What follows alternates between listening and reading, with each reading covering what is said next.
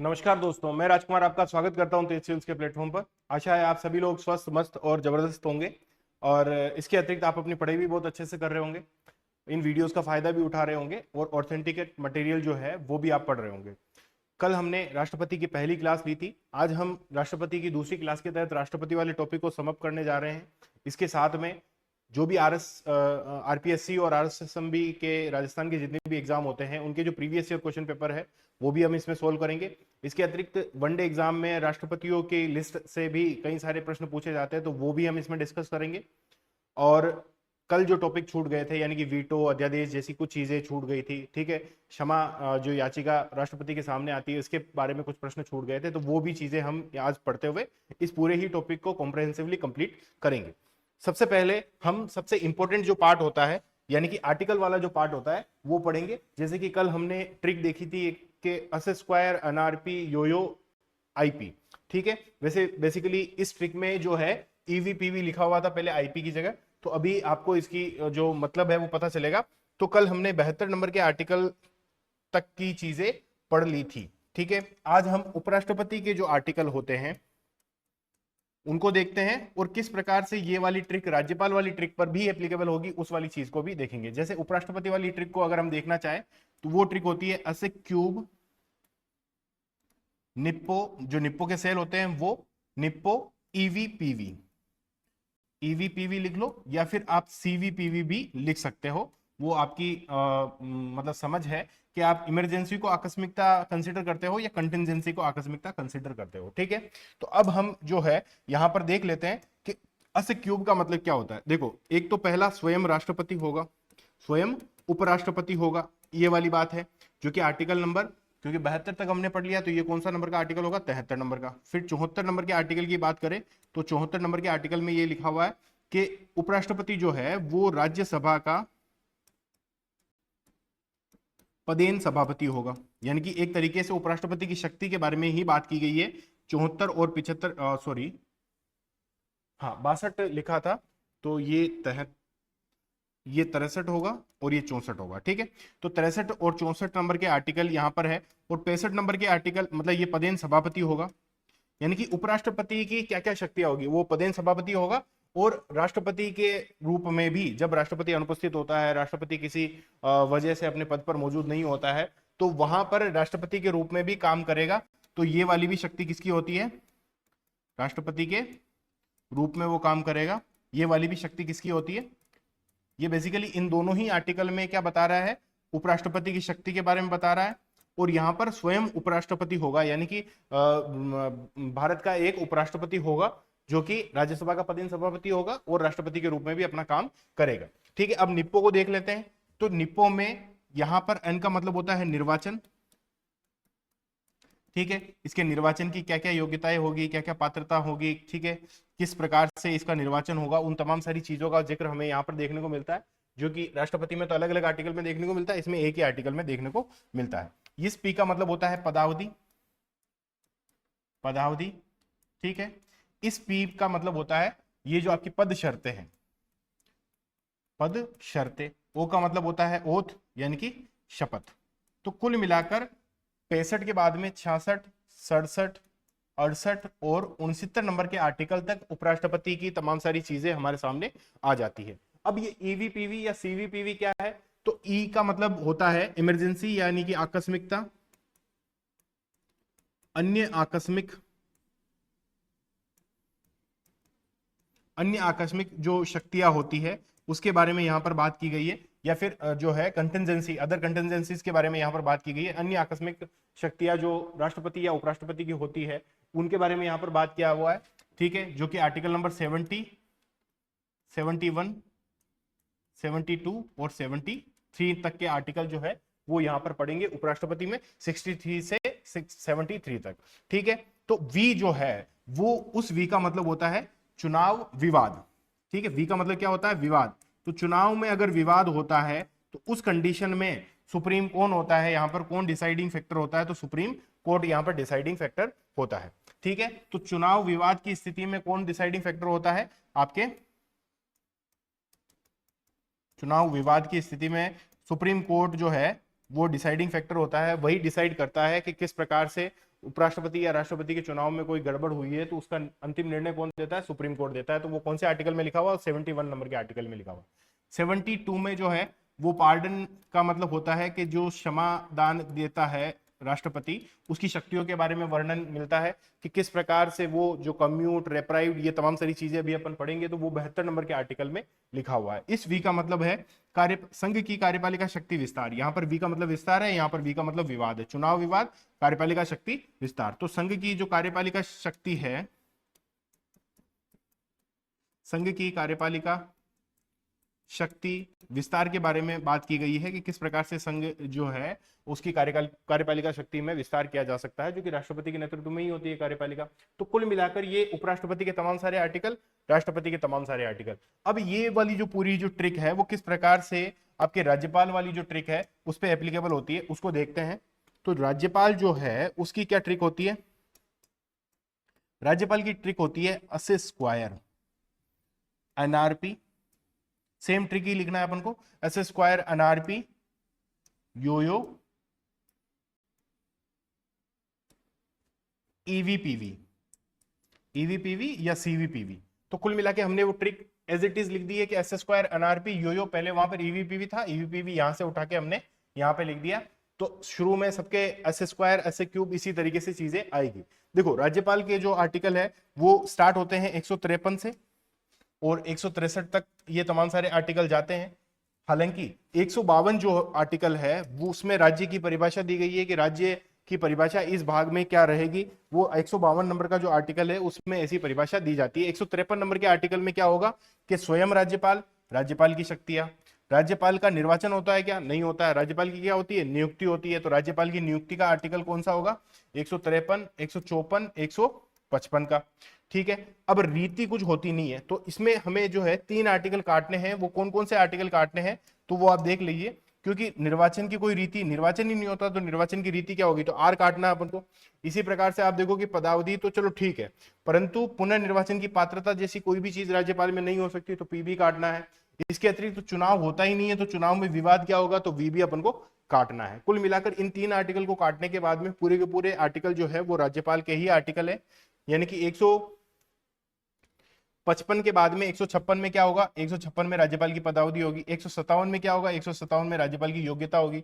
158 में क्या होगा, 158 में राज्यपाल की पद शर्तें होगी। 159 में क्या होगा, 159 में राज्यपाल की शपथ होगी। 160 में क्या होगा, 160 में अन्य आकस्मिक शक्तियों के बारे में बात किया गया है। ठीक है, 161 में क्या होगा, एक आर्टिकल मिस हो गया है, अगेन देख लेते हैं अपन। 153, 54, 55, 56, 57, 58, 59, 60, हाँ सही है, 162 तक ही है। ठीक है, तो 161 में क्या होगा, पार्डन, जो राज्यपाल की जो क्षमादान की जो शक्तियां है वो होगा। और 161 में, 162 में क्या होगा, आपकी कार्यपालिका शक्ति जो विस्तार होती है उसके बारे में यहाँ पर जिक्र देखने को मिलेगा। ठीक है, एक बार इसको देख लेते हैं कि क्या हमने सही ही लिखा है या। ठीक है, तो ये चीजें सारी की सारी एकदम एज इट इज जिस तरीके से ट्रिक होनी चाहिए वो तमाम सारी ट्रिक हमें यहाँ पर देखने को मिलती है। ट्रिक को समझना बहुत ही जरूरी है कि किस प्रकार S square NRP Yo Yo IP, फिर एस क्यूब निप्पो ईवीपीवी, और उसी ट्रिक को फिर वापस राज्यपाल पे एस स्क्वायर एनआरपी योयो ईवीपीवी के रूप में हमने डाला है। और किस प्रकार से 3 आर्टिकल को काटा है कि चुनाव निर्वाचन की रीति नहीं हो सकती, ठीक है, उसकी पदा जो है पुनर्निर्वाचन की पात्रता नहीं होती, और चुनाव विवाद में जो पुनः चुनाव विवाद जो होता है वो भी इसमें नहीं हो सकता। अदरवाइज तमाम सारी चीजें स्टेट में सेम टू सेम है, और तम जिस प्रकार से संसद होती है उस तरीके से राज्य विधानमंडल होता है, तो वो तमाम सारे आर्टिकल भी सिमिलर है। तो या इस वाली ट्रिक को याद करके हम तमाम सारी चीजें भी क्वालिफाई, मतलब हम रेटिफाई कर सकते हैं कि किस प्रकार से दूसरी चीजों को भी हमें सीखने में इससे हेल्प मिलेगी। ठीक है, तो अब हम जो है हमारी मूल क्लास की तरफ लौट जाते हैं कि हमने जो है कल किस प्रकार से राष्ट्रपति के जो तमाम सारे आर्टिकल है उन तमाम सारे आर्टिकल को पढ़ा था।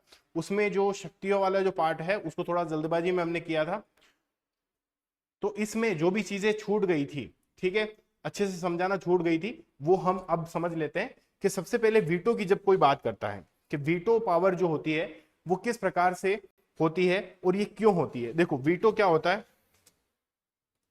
वीटो ऐसा होता है कि जैसे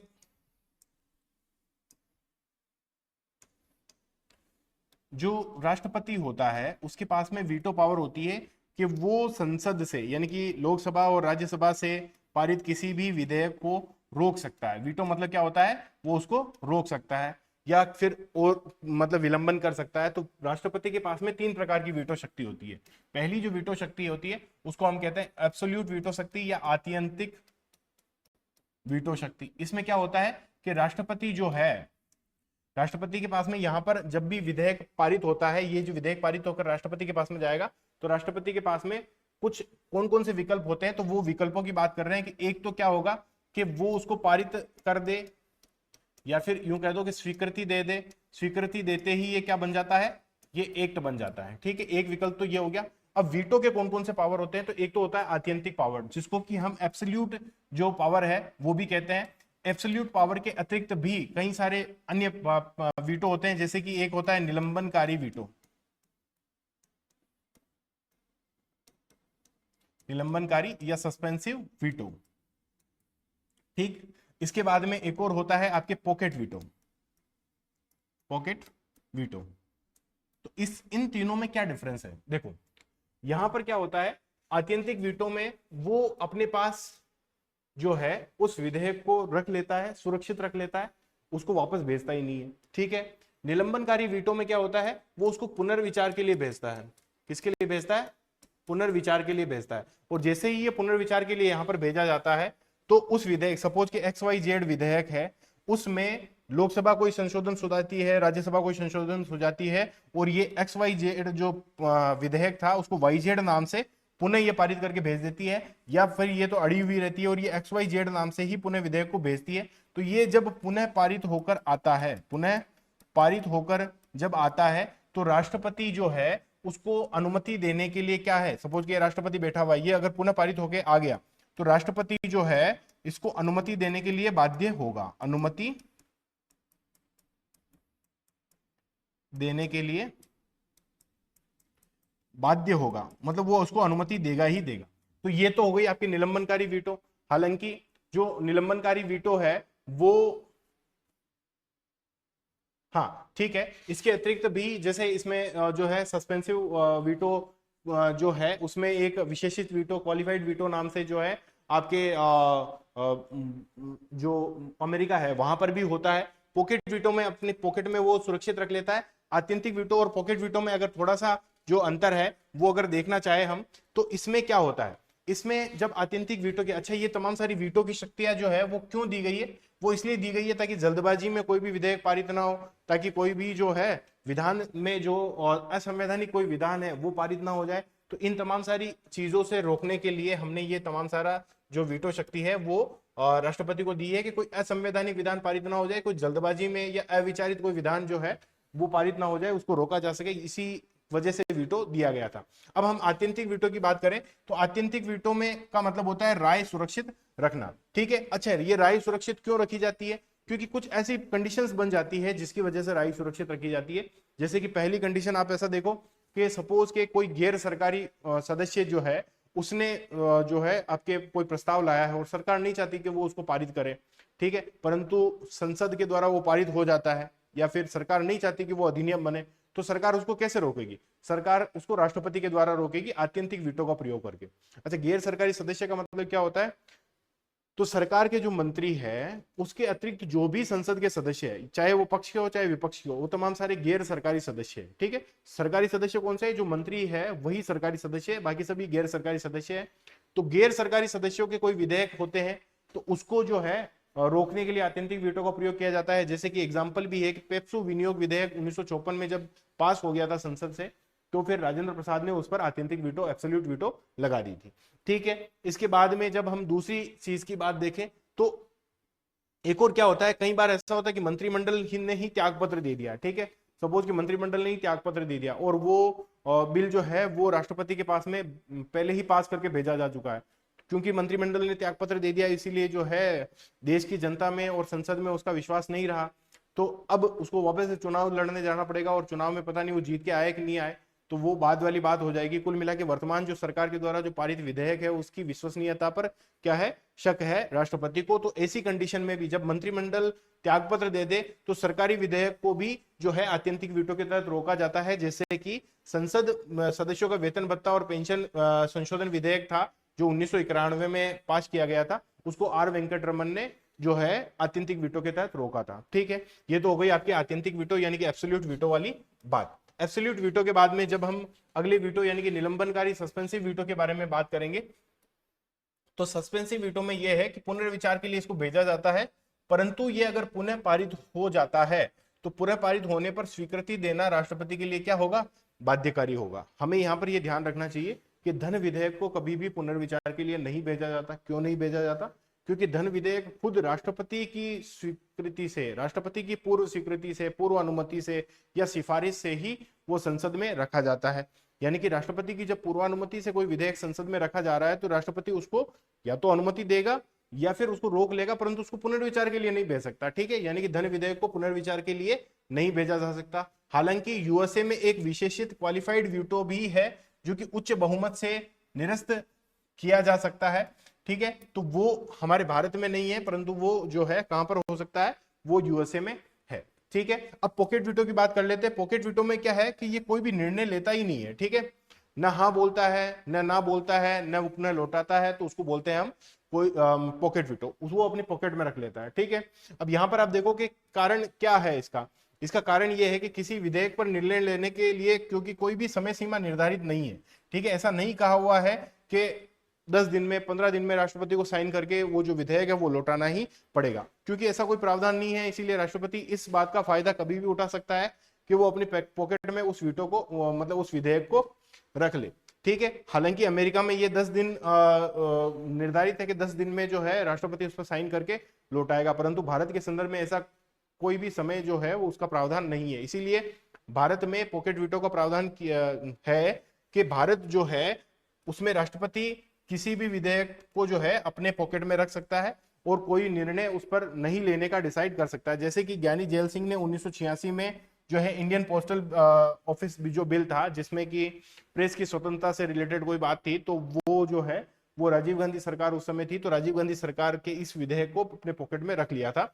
बाद में राजीव गांधी सरकार जब चली जाती है, ठीक है, फिर उसके बाद में 389 मतलब 1989 में जब नई सरकार आती है तो उस दौरान इस विधेयक को पुनः पारित करके भेजा ही नहीं गया, तो ये विधेयक ऐसा कैसा ही पड़ा रह गया। कुल मिला के हमें पॉकेट वीटो, एब्सोल्यूट वीटो और आपके जो सस्पेंसिव वीटो है उसको सही ढंग से समझ में आ गया होगा। ठीक है, अब हम पढ़ते हैं अध्यादेश के बारे में।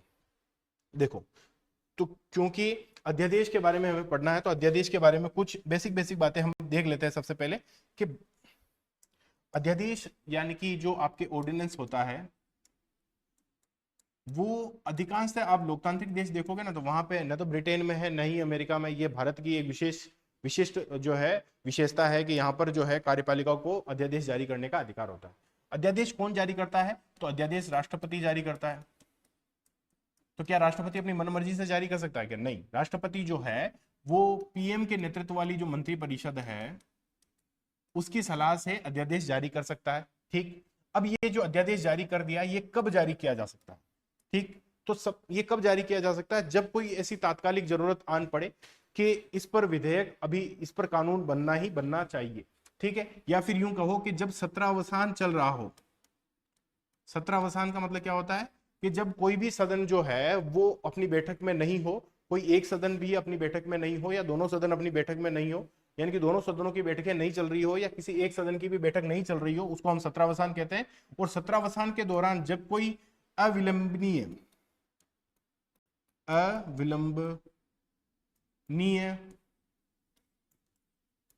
विषय या मुद्दा आ जाता है सरकार के पास में और उसका तात्कालिक निदान जरूरी होता है, तात्कालिक निदान जरूरी होता है, तो उस कंडीशन में अध्यादेश पारित किया जा सकता है। क्योंकि सत्र चल ही नहीं रहा तो संसद उस विधेयक को पारित करके कानून बना ही नहीं सकती है और वो इतना विलंबनीय विषय है कि उसको तुरंत रूप से वहां से कानून पारित कर ही देना चाहिए। इसीलिए क्या है कि वहां पर अध्यादेश जारी किया जाता है। अब अध्यादेश किन मसलों पर जारी किया जा सकता है? तो अध्यादेश संसद के कानून बनाने की जो भी शक्ति है, यानी कि संसद के पास में, क्योंकि आपको पता है संघीय विषय है, ठीक है, इसके अतिरिक्त आप देखोगे जो समवर्ती सूची के जो विषय है वो भी है, तो संसद के कानून बनाने की जो शक्ति है, संसद के कानून बनाने की शक्ति के इक्विवेलेंट ही है आपके अध्यादेश की शक्ति। यानी कि संसद के द्वारा बनाया गया कानून के जिस तरीके से क्रियान्वित होता है उसी प्रकार से अध्यादेश भी उसी प्रकार से क्रियान्वित होगा, पहली बात, ठीक है। हालांकि यहां पर कुछ समय सीमा निर्धारित है, क्योंकि संसद का कानून जब बन गया तो वो तो मतलब है ना, अनंत काल तक तब तक एप्लीकेबल होगा जब तक कि संसद उसको वापस नहीं ले लेती है या सरकार जो है वो अस्तित्व में ही नहीं होती है। तो ये संसद का कानून तो काफी लंबे समय तक अपने अस्तित्व में बना रहेगा, परंतु अध्यादेश जो है वो अधिकतम 6 महीने प्लस 6 सप्ताह तक अपने अस्तित्व में बना रह सकता। अब ये 6 महीने और 6 सप्ताह क्यों लिखा? देखो, 6 महीने लिखने का कारण तो ये है कि जो हमारी संसद है, संसद के ये जो दोनों सदन है, लोकसभा और राज्यसभा, इनकी बैठकों के प्रावधान है कि इनकी 2 बैठकों में 6 महीने से ज्यादा का अंतराल नहीं होना चाहिए। यानी कि कोई बैठक सपोज कि 1 जनवरी को हुई है, तो 1 जून को निश्चित रूप से 1 जून से पहले पहले दोनों सदनों की बैठक होना बहुत ही जरूरी है। यानी कि अधिकतम 6 महीने का गैप हो सकता है, तो इसलिए ये 6 महीने लिखे हैं। परंतु हमारे लिए क्या जरूरी है, ये 6 महीने एग्जाम में नहीं पूछे जाएंगे, ये 6 सप्ताह एग्जाम में पूछे जाएंगे कि कोई भी अध्यादेश जो है वो संसद के जो सदन है उसकी पहली बैठक के 6 सप्ताह तक अपने अस्तित्व में बना रहता है। यानी कि सपोज के संसद, ये जो लोकसभा है इसकी बैठक हो जाती है आपकी 1 अप्रैल को, ठीक, और ये जो आपकी राज्यसभा है उसकी बैठक होती है 4 अप्रैल को, ठीक है। तो क्या 1 अप्रैल गिना जाएगा या 4 अप्रैल गिना जाएगा? तो वो 4 अप्रैल गिना जाएगा, क्योंकि जो बाद वाला सदन है उसकी जब बैठक हो रही है उसके बाद से 6 सप्ताह तक यह अध्यादेश जो है अपने अस्तित्व में रहेगा। ठीक, बात समझ में आई? कोई दिक्कत? देखो यहां पर क्या मैंने समझाया है कि जो बाद वाला सदन बैठता है उसकी पहली बैठक से 6 सप्ताह तक यह अध्यादेश अपने अस्तित्व में रहेगा। अगर 6 सप्ताह तक ये दोनों ही सदन इस अध्यादेश के बारे में कोई भी निर्णय नहीं लेते हैं तो यह अध्यादेश अपने आप अप्रभावी हो जाएगा, यानी कि अपने आप क्या हो जाएगा? निष्क्रिय हो जाएगा, ठीक।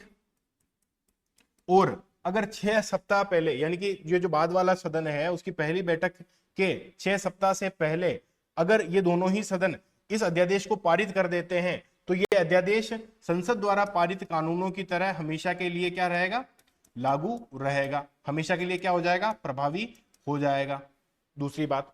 तीसरी बात, तो क्या ऐसा मतलब अनिवार्य रूप से है क्या अध्यादेश 6 महीने प्लस 6 सप्ताह तक ही अस्तित्व में रहेगा, या कम से कम 6 सप्ताह तक अस्तित्व में रहेगा ही रहेगा? अगर राज्यसभा और लोकसभा का ऐसा मानना है कि इस अध्यादेश को तो है ना अस्तित्व में ही नहीं रहना चाहिए, तो क्या डे 1 से भी ऐसा हो सकता है क्या? तो ऐसा हो सकता है कि लोकसभा अपनी पहली बैठक में ही इस अध्यादेश को क्या कर दे? इस अध्यादेश को निरस्त कर दे, तो फिर ये अपने पहले सदन की पहली बैठक से भी ये निष्क्रिय हो सकता है, या फिर राज्यसभा इसको निष्क्रिय कर देती है तो 4 अप्रैल से भी ये निष्क्रिय हो सकता है। यानी कि 6 सप्ताह तक का वेट तब नहीं किया जाएगा जब दोनों में से एक भी सदन इस अध्यादेश को क्या कर देते हैं? वापस ले लेते हैं, इस अध्यादेश को निष्क्रिय कर देते हैं। इसके अतिरिक्त भी इस 6 महीने के अंतराल में भी राष्ट्रपति प्रधानमंत्री के नेतृत्व वाली मंत्रिपरिषद की सलाह से कभी भी इसे वापस ले सकते हैं, ठीक है। अध्यादेश को राष्ट्रपति जो है वो कभी भी वापस ले सकता है। ये तो हो गई अध्यादेश के बारे में मोटा मोटी बातें। अब बात कर लेते हैं कोर्ट केस की। तो कोर्ट में जैसे कि एक कूपर केस हुआ था, तो कूपर केस में एक डीसी वधावा केस हुआ था, तो इन दोनों ही केस में क्या बात कही गई थी? इन दोनों ही केस में यह बात कही गई थी कि जो संसद है उसका विकल्प नहीं बन जाना चाहिए अध्यादेश, या यूं कहो कि संसद की शक्ति की परिवंचना नहीं कर देनी चाहिए, यानी कि संसद की अवहेलना नहीं होनी चाहिए। यहां पर सपोज के आप ये देखो कि संसद के जो है सत्र चल रहे थे, तो संसद के सत्र को पहले तो रोका गया, फिर अध्यादेश जारी कर दिया गया, ठीक है। अध्यादेश 6 महीने तक रहा, फिर वापस सत्र बुलाया, फिर वापस जारी कर दिया। तो डीसी वधावा ने यह कहा था कि बिहार में ऐसा केस हुआ था कि बिहार में लगभग आप ये देखो कि 14 साल तक जो 226 अध्यादेश बिहार के राज्यपाल ने जारी किए थे। उन अध्यादेशों को बार बार रिपीटेडली उन्होंने जारी किए थे, सदन से कोई भी अनुमति उन्होंने नहीं ली थी। तो इस केस में जो है आपके जो डीसी वधावा केस है उसमें कोर्ट ने ये डिसीजन दिया था कि आप जो है सदन की शक्तियों की परिवंचना नहीं कर सकते। इसी प्रकार से जो कूपर केस है उस वाले केस को भी पढ़ेंगे अपन, परंतु पहले जो है बेसिक बेसिक बातें देख लेते हैं कि अध्यादेश कब जारी होता है। तो अध्यादेश जारी होता है जबकि सत्रावसान चल रहा हो, दोनों ही सदनों का या किसी भी एक सदन का सत्रावसान चल रहा हो, ठीक है, एक सदन अपनी कार्यवाही में नहीं चल रहा हो और एक ऐसी अप्रत्याशित और अविलंबनीय मुद्दा उठ गया हो जिसका तुरंत रूप से तात्कालिक रूप से समाधान बहुत ही जरूरी हो। ठीक है, पहली बात। दूसरी बात, सभी मामलों में अध्यादेश जारी करने की शक्ति जो है वो मतलब राष्ट्रपति के पास में है। हालांकि समयावधि वाला थोड़ा सा जोल है कि वो 6 सप्ताह तक ही लागू रहता है पहली बैठक, सदन की पहली बैठक से, परंतु संसद की कानून बनाने की शक्ति जितनी है उतनी की उतनी ही अध्यादेश की भी शक्ति है। यानी कि अध्यादेश इज इक्वल टू जो है आपके संसद का कानून, परंतु केवल समयावधि वाली बात है कि वो 6 सप्ताह के भीतर अगर संसद उसका अनुमोदन कर देती है तब तो वो लागू रहेगा, अन्यथा वो लागू नहीं रह पाएगा। ठीक है, अब यहां पर देखो, उन्हीं विषयों पर अध्यादेश जारी किया जा सकता है जिन पर की संसद कानून बना सकती है। हालांकि कई बार ऐसा होता है कि अध्यादेश के पास में मूल अधिकार को संशोधन करने का मतलब मूल अधिकारों को वापस लेने का अधिकार नहीं है, अध्यादेश के माध्यम से संविधान संशोधन करने का अधिकार नहीं है, तो ये वाली चीजें भी है। तो आप यहाँ पे देखो, संविधान संशोधन करने हेतु और मूल अधिकारों को छीनने का अधिकार जो है वो अध्यादेश जारी करके नहीं किया जा सकता। यानी कि अध्यादेश के द्वारा मूल अधिकारों को नहीं छीना जा सकता, अध्यादेश के द्वारा जो है आपके संविधान संशोधन भी नहीं किया जा सकता। तो ये अध्यादेश की कुछ सीमा भी ऐसी कही जा सकती है। ठीक है, अब यहां पर देखो, इसका प्रभाव संसद के द्वारा बनाए गए कानून की तरह ही होता है, परंतु प्रकृति में क्या होता है, अल्पकालीन होता है। अल्पकालीन कैसे होता है कि सदनों की पहले दिन की बैठक से 6 हफ्ते तक ही जो है 6 हफ्ते में दोनों ही सदनों की स्वीकृति जरूरी होती है। 6 हफ्ते में दोनों ही सदनों की स्वीकृति जरूरी होती है, अन्यथा ये क्या हो जाता है, समाप्त हो जाता है। और ये 6 सप्ताह जो है वो पहले 6 सप्ताह पहले भी समाप्त हो सकता है। कब समाप्त हो सकता है, यदि संसद के दोनों सदन इसका निरअनुमोदन कर दे, या इसको मतलब है ना, निरअनुमोदन का मतलब क्या होता है, अनुमोदन की ठीक विलोम शब्द, यानी कि इसका जो है अनुमोदन निरस्त कर दे। ठीक है, तो संसद के दोनों ही सदन इसका निरअनुमोदन कर दे तो भी ये पहले ही समाप्त हो सकता है। हालांकि राष्ट्रपति इसको किसी भी समय अध्यादेश को वापस ले सकता है, परंतु ये क्या राष्ट्रपति खुद की स्वविवेक से कभी भी अध्यादेश वापस ले सकता है क्या? नहीं। अध्यादेश को राष्ट्रपति कब वापस ले सकता है, जबकि प्रधानमंत्री के नेतृत्व वाली मंत्रिपरिषद उसको ऐसा करने का सलाह देती है। ठीक है, ये तो हो गई अध्यादेश के बारे में बेसिक बातें। और अध्यादेश जो है वो तभी जारी रह सकता है जबकि वो संतुष्ट हो जाए कि ऐसी परिस्थितियां आन पड़ी है कि तात्कालिक रूप से उस पर कार्रवाई करना जरूरी है। ये वाली जो बेसिक लाइन है कि अध्यादेश कब जारी किया जा सकता है, कि जब जो है वो संतुष्ट हो जाए, राष्ट्रपति संतुष्ट हो जाए कि अब अध्यादेश जारी करने की तात्कालिक परिस्थिति उत्पन्न हो चुकी है और अध्यादेश जारी किया ही जाना चाहिए। तो ये जो राष्ट्रपति की जो संतुष्टि है, इसी के ऊपर कूपर केस में एक जो है सुप्रीम कोर्ट ने एक डिसीजन दिया था। सुप्रीम कोर्ट ने क्या कहा था, सुप्रीम कोर्ट ने कहा था कि राष्ट्रपति की जो संतुष्टि है उस पर असद्भाव के आधार पर प्रश्न चिन्ह लगाया जा सकता है। यानी कि राष्ट्रपति जो है वो संतुष्ट हुआ कि नहीं हुआ, यानी कि तात्कालिक परिस्थितियां ऐसी है कि नहीं है, इस परिस्थिति का क्या करने के लिए, परीक्षण करने के लिए सुप्रीम कोर्ट इनको देख सकता है कि क्या वास्तव में ऐसी परिस्थितियां उत्पन्न हुई थी क्या। अगर ऐसी परिस्थितियां उत्पन्न नहीं हुई है, यानी कि राष्ट्रपति की जो संतुष्टि है वो इलीगल है, वो असद्भावपूर्ण है, तो फिर राष्ट्रपति के अध्यादेश जारी करने के आदेश पर रोक लगा सकती है। यानी कि राष्ट्रपति ने अगर कोई अध्यादेश जारी किया है जो कि संतुष्टि वाली जो बात है, यानी कि तात्कालिक ऐसी कोई परिस्थिति उत्पन्न ही नहीं हुई थी और राष्ट्रपति ने अध्यादेश जारी कर दिया, तो इस पर जो है वो कोर्ट रोक लगा सकती है, कोर्ट में प्रश्न किया जा सकता है, कोर्ट में इस पर प्रश्न चिन्ह उठाया जा सकता है। ठीक है, अर्थात क्या है, मतलब समझाया हुआ कि इस आधार पर प्रश्न उठाया जा सकता है कि राष्ट्रपति ने अध्यादेश के द्वारा संसद को नजरअंदाज किया है। ठीक है, अगर संसद को नजरअंदाज करने के लिए राष्ट्रपति अध्यादेश जारी करता है तो न्यायपालिका में उस पर प्रश्न उठाया जा सकता है, ऐसा कूपर केस में कहा हुआ है। जिसे संसद के प्राधिकार की परिवंचना हुई हो, अगर संसद को नजरअंदाज कर दिया गया है, संसद के अधिकार की परिवंचना कर दी गई है, तो फिर वहां पर जो है राष्ट्रपति के अध्यादेश जारी करने की शक्ति पर प्रश्न चिन्ह लगाया जा सकता है। किसके द्वारा? कोर्ट के द्वारा। और यहां पर जो कूपर केस में जो डिसीजन दिया था, तो उस समय जो इंदिरा गांधी थी, इंदिरा गांधी ने 38वां संविधान संशोधन कर दिया 1975 में और कह दिया कि ये संतुष्टि जो है वो अंतिम होगी। राष्ट्रपति ने संतुष्ट, राष्ट्रपति अगर खुद में संतुष्ट हो गया ना, तो वो अपने आप में अंतिम होगी, पहली बात। और ये जो है उसको मान्य कर दिया, तो फिर इस पे न्यायपालिका की जो है वो समीक्षा नहीं कर सकता। न्यायपालिका राष्ट्रपति की संतुष्टि की समीक्षा नहीं कर सकता। कूपर केस ये कह रहा था कि राष्ट्रपति ने अगर जो है कोई किसी अध्यादेश को जारी कर दिया और उसमें संसद की परिवंचना हुई है, संसद की जो है अवहेलना हुई है, तो न्यायालय में उसमें प्रश्न चिन्ह लगाया जा सकता है, भले ही राष्ट्रपति संतुष्ट हो या असंतुष्ट हो। ठीक है, परंतु इंदिरा गांधी ने इसको पलट कर कह दिया कि अगर राष्ट्रपति संतुष्ट हो गया ना, राष्ट्रपति ने अगर मान लिया ना, तो फिर आप कोर्ट में प्रश्न नहीं कर सकते कि उसने संसद की परिवंचना की थी या इन तमाम सारे प्रश्नों पर। तो यहां पर 38वें संविधान संशोधन में ये वाली बात की गई थी, जिसको कि पुनः जो आपके मोरारजी देसाई वाली सरकार आई थी 44वें संविधान संशोधन में, इस वाले प्रावधान को निरस्त कर दिया। यानी कि अब जो है वो संतुष्टि को असद्भाव के आधार पर न्यायपालिका में चुनौती दी जा सकती है। कहने का मतलब है कि राष्ट्रपति अध्यादेश के द्वारा संसद की शक्ति की परिवंचना नहीं कर सकता, संसद की अवहेलना नहीं कर सकता। ये हमें ध्यान रखना चाहिए। ये 44वें संविधान संशोधन द्वारा कूपर केस का जो डिसीजन है वो पुनः लागू हुआ है। ऐसा का ऐसा ही डीसी वधवा मामले 1987 में भी न्यायालय ने कहा था कि अध्यादेश की शक्ति जो है वो विधायिका का विकल्प नहीं है। ऐसा नहीं है कि आप गली ढूंढ लो कि हमें तो विधायिका से पास नहीं करवाना, हमें तो केवल अध्यादेश ही जारी करना है। जैसा कि बिहार में हुआ था 1967 से 81 के बीच में, राज्यपाल ने जो है 256 अध्यादेश जारी किए थे और समय समय पर इनको पुनः वापस जारी करके लगभग 14 वर्षों तक इन्हें प्रभावी रखा। और इन 14 वर्षों में एक भी बार उसने जो है बिहार जो विधानसभा है उससे इसको पारित नहीं करवाया। ठीक है, कहने का मतलब 6 महीने चला, वहां की जो है बैठक चली, जो सदन की बैठकें चली, सदन की बैठकें खत्म हुई, फिर वापस उसी अध्यादेश को जारी कर दिया, फिर वापस बैठक आई तो उसको रोक दिया, फिर वापस उसी अध्यादेश को जारी कर दिया।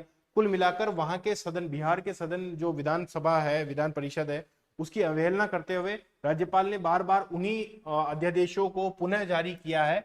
तो इसको जो डीसी वधावा केस है वहां पर इसको इलीगल बताया था कि इस प्रकार से आपको जो सदन है उसके विकल्प के रूप में जो है अध्यादेश की शक्ति का प्रयोग नहीं करना, उसके विकल्प के रूप में अध्यादेश की शक्ति का प्रयोग नहीं करना है, ऐसा डीसी वधावा केस 1987 में कहा था। कुल मिलाकर जो अध्यादेश वाली जो मामला है वो पूरी तरीके से हमें समझ में आ गया होगा। और अमेरिका और ब्रिटेन जैसे लोकतांत्रिक देशों में तो अध्यादेश की शक्ति है भी नहीं राष्ट्रपति के पास में, भारत के मामले में ही ये अनोखी है। और भीमराव अंबेडकर साहब ने इसके पक्ष में ये कहा था कि ये तात्कालिक रूप से अगर कोई आकस्मिक जरूरत आन पड़ी तो राष्ट्रपति को ऐसा शक्तिशाली बनाता है कि उन आकस्मिक परिस्थितियों से में भी जो है वो सरकार जो है वो निकलकर बाहर आ सके। तो इसीलिए अध्यादेश की शक्ति दी गई है। अध्यादेश की शक्ति जो है राष्ट्रपति को उन परिस्थितियों से निपटने के लिए योग्य बनाती है जो उन्हें आकस्मिक और अचानक रूप से उत्पन्न हुई हो। ठीक है, आकस्मिक और अचानक रूप से अगर कोई शक्ति मतलब कोई परिस्थिति ऐसी उत्पन्न हुई है तो उससे बाहर निकलने के लिए अध्यादेश की शक्ति बहुत ही जरूरी है, ऐसा अंबेडकर साहब कह रहे हैं। ठीक है, तो अब हम पढ़ लेते हैं हमारे जो है हाँ दंड के बारे में, क्षमादान के बारे में। ठीक है, देखो दंड और क्षमादान वाली जो चीजें हैं इसमें थोड़ा सा हमें जो है एक ट्रिक का सहारा लेना चाहिए। जैसे कि उस ट्रिक को सीधा ही देख लेते हैं अपन। आप यहां पर देखेंगे कि किस प्रकार से क्षमादान की शक्ति जो है वो अनुच्छेद 72 में, आर्टिकल तो अपन को पहले से याद हो गया, और किन मामलों में क्षमादान जो है राष्ट्रपति दे सकता है। तो राष्ट्रपति जिन मामलों में दे सकता है, राज्यपाल उन मामलों में नहीं दे सकता, राज्यपाल की शक्ति इस मामले में कम है। राष्ट्रपति जो है वो संघीय विधि से तमाम सारे मामले जितने भी है उनमें क्षमादान दे सकता है। सैन्य मामले अगर कोई हो तो उनमें भी क्षमादान दे सकता है। इसके अतिरिक्त भी जैसे कि अगर कोई ऐसा मामला हो जिसमें कि किसी को मृत्यु दंड दी गई हो, किसी को प्राण दंड दिया गया हो, तो उसको भी वो क्षमादान दे सकता है। यानी कि 3 मामलों में समाधान दे सकता है, सैन्य अदालत वाले मामलों में, संघीय विधि के तहत मामलों में, और प्राण दंड वाले मामलों में। अच्छा, ये क्यों दिया गया? ताकि न्यायपालिका के द्वारा अगर कोई न्यायिक भूल कर दी गई हो, ठीक है, अगर कोई गलती हो गई हो, अगर कोई जो है चूक हो गई हो, तो न्यायिक गलती को सुधारा जा सके, इसलिए ये क्षमादान की शक्ति राष्ट्रपति को दी हुई है। दूसरा, कई बार ऐसा होता है कि न्यायपालिका ने बहुत ही कठोर दंड दे दिया हो, तो राष्ट्रपति उस दंड को थोड़ा सा सरल कर सके, ठीक है, उस दंड की कठोरता को थोड़ा कम कर सके, इसके लिए भी ये दिया गया था कि राष्ट्रपति दंड के स्वरूप को कड़ा समझे तो उसे बचाव भी प्रदान कर सकता है। अब ये जो क्षमादान है वो 5 प्रकार का है। अब ये पांचों प्रकार हमें याद किस प्रकार से करना है, सीधे याद आने पर आ जाते हैं। जैसे कि क्षमा, अगर सीधा पार्डन की बात करें तो पार्डन का मतलब होता है कि पूरी तरीके से माफ कर दिया, ठीक है, कि किसी को मृत्युदंड दिया तो पूरी तरीके से माफ कर दिया, अब आराम से वो खुलकर चल फिर सकता है। किसी को कठोर कारावास दिया, पूरी तरीके से उसको मुक्त कर दिया कि अब वो आराम से खुलेआम जीवन जी सकता है। ये तो हो गया क्षमादान। कि किसी को कोई दंड दिया गया हो, बंदीकरण दिया गया हो, या किसी पे कोई निहरताएं आरोपित की गई हो तो उसको पूरी रूप से मुक्त कर दिया, इसको कहते हैं पार्डन। ये तो हो गया पहला प्रकार। ये कौन सा प्रकार हो गया? पहला प्रकार। अब दूसरे की बात करते हैं। दूसरे को याद कैसे करना है? देखो, विराम, इसके हिंदी शब्द के बजाय इंग्लिश शब्द से याद करना ज्यादा सही रहेगा। जैसे विराम शब्द जो है, यहां पर आप देखो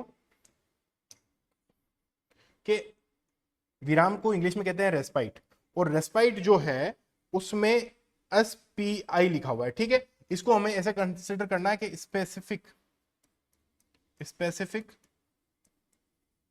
परिस्थिति, यानी कि विशेष परिस्थिति, स्पेसिफिक परिस्थिति में किस प्रकार से क्षमादान दिया जाता है। कि सपोज कि कोई विशेष परिस्थिति क्या हो सकती है? कोई अपंग हो सकता है, ठीक है, कोई गर्भावस्था में हो सकती है, तो क्या उसको इतना सश्रम कारावास दिया जा सकता है? क्या नहीं दिया जा सकता। उसको थोड़ा सा इजी कारावास दिया जाना चाहिए, सरल कारावास दिया जाना चाहिए, थोड़ी सी उसकी सजा में थोड़ी सी छूट देनी चाहिए। यानी कि रेस्पाइट से हमको याद रखना स्पेसिफिक परिस्थितियां, ठीक है, विशेष परिस्थितियां। तो विशेष परिस्थितियों में सजा कम करना जो है वो जरूरी है, जैसे कि गर्भावस्था और अपंगता आदि में, ठीक है, तो उसमें सजा कम कर दी जाती है। जैसे कि किसी को जो है सश्रम कारावास दिया हुआ किसी गर्भवती महिला को, तो उसको क्या है कि सरल कारावास दे दिया जाता है, ठीक है, मतलब जिसमें सश्रम कारावास ना हो ऐसा कारावास दे दिया जाता है, ठीक है। तो ये क्या हो गया? ये हो गया आपके रेस्पाइट। किसी विशेष परिस्थिति में स्पेसिफिक शब्द को पकड़ना है, रेस्पाइट में SPI को पकड़ना है, ठीक है। इसी प्रकार से आप यहां पे देखो, कम्यूट जो है, कम्यूट में CO को पकड़ना है, और CO का मतलब क्या होता है? कोर। कोर का मतलब क्या होता है? जैसे कि कोई भी किसी भी वैल्यू की कोर होती है ना, ठीक है ना, तो उसमें बदलाव करना, यानी कि उसकी कोर जो है, जैसे कोई भी दंड है तो उसकी कोर क्या है? उसकी प्रकृति है, ठीक है, तो उस प्रकृति में बदलाव, उस कोर में बदलाव करना, यानी कि प्रकृति में बदलाव करना, सजा की प्रकृति में ही बदलाव करना। जैसे कि किसी को मृत्युदंड दे दिया, ठीक है, अब मृत्युदंड की कोर क्या होती है? कि उसमें उसको प्राण से जो है वो हाथ धोना पड़ेगा, तो उसकी कोर में ही बदलाव कर दो, यानी कि मृत्युदंड को बदलकर कठोर कारावास में कर दो, इसकी कोर, उसकी प्रकृति में ही बदलाव कर दो, ठीक है। ये तो होता है आपके कोर में बदलाव, यानी कि कम्यूट, यानी कि लघुकरण का मतलब क्या होता है? कोर में बदलाव, जिसमें स्वरूप और प्रकृति में ही बदलाव कर दिया जाता है। कि जैसे मृत्युदंड को सीधा कठोर कारावास में बदल दिया, ठीक है, इसमें तो इंसान मर गया था, इसमें इंसान जिंदा है, ठीक है, तो ये पूरी तरीके से उसकी प्रकृति में ही बदलाव है। अब अगला है रेमिशन। रेमिशन में MI को पकड़ना है, और MI का मतलब होता है मिटिगेट, ठीक है। तो मिटिगेट का मतलब क्या होता है? कम करना। क्या होता है? होता है ना कि हमें जो है कार्बन जो होता है उसको मिटिगेट करना है, ठीक है, तो कार्बन को मिटिगेट करना है या किसी को कम करना है का मतलब क्या है? परिहार का मतलब है कि अवधि कम करना। किसी को 10 वर्ष की सजा दी गई थी, उसको 5 वर्ष की सजा दे दो, ठीक है, ये अवधि कम हुई है। यहाँ पर कोर नहीं बदली है। देखो, पहले भी सजा दी हुई थी, अभी भी सजा दी हुई है, पहले भी कारावास दिया हुआ था, अभी भी कारावास दिया हुआ है, ठीक है, परंतु यहाँ पर अवधि कम की गई है। कि पहले किसी को 10 वर्ष की अवधि तक जो है वो सजा दी गई थी, अब मिटिगेट करके उसको 5 वर्ष की सजा दे दी गई। यानी कि MI से मिटिगेट करना, यानी कि कम करना, अवधि को कम करना बिना प्रकृति बदले। देखो, यहाँ पर रेमिशन में कभी प्रकृति नहीं बदली गई है, जबकि कम्यूट में क्या हो रहा है? कोर बदली जा रही है। कोर मतलब उसकी प्रकृति बदली जा रही है, ठीक है। तो 2 वर्ष के कारावास को 1 वर्ष के कारावास में बदलना क्या हो जाता है? आपके रेमिशन हो जाता है। मिटिगेट से याद रखेंगे। इसी तरीके से यहां पर देखो, रेप्राइव्ड जो है ना, तो रेप्राइव्ड में पे रोक याद रखना है। पी जो आ रहा है इसका मतलब क्या याद रखना? पे रोक, ठीक है, यानी कि कोई भी सजा किसी को दे दी गई है तो उस पर अस्थायी रूप से रोक लगा दो, ठीक है। अस्थायी रूप से रोक लगाने से क्या होगा? अस्थायी रूप से रोक लगाने से उसको समय मिल जाएगा। सपोज कि किसी को मृत्युदंड दे दिया गया था, तो उस पर अस्थायी रूप से रोक लगा दिया, यानी कि सपोज कि उसको जो है 1 जनवरी को मृत्युदंड मिलना था, परंतु हमने उस पर अस्थायी रूप से 6 महीने के लिए रोक लगा दिया, तो 1 जून तक का समय है उसके पास में। अब वो राष्ट्रपति के पास में समय याचना भी कर सकता है, वो राष्ट्रपति से जो है और दूसरी भी यहाँ पर क्षमादान देने की बात कर सकता है, ठीक है। तो वो तमाम सारी चीजें क्यों रखी जाती है?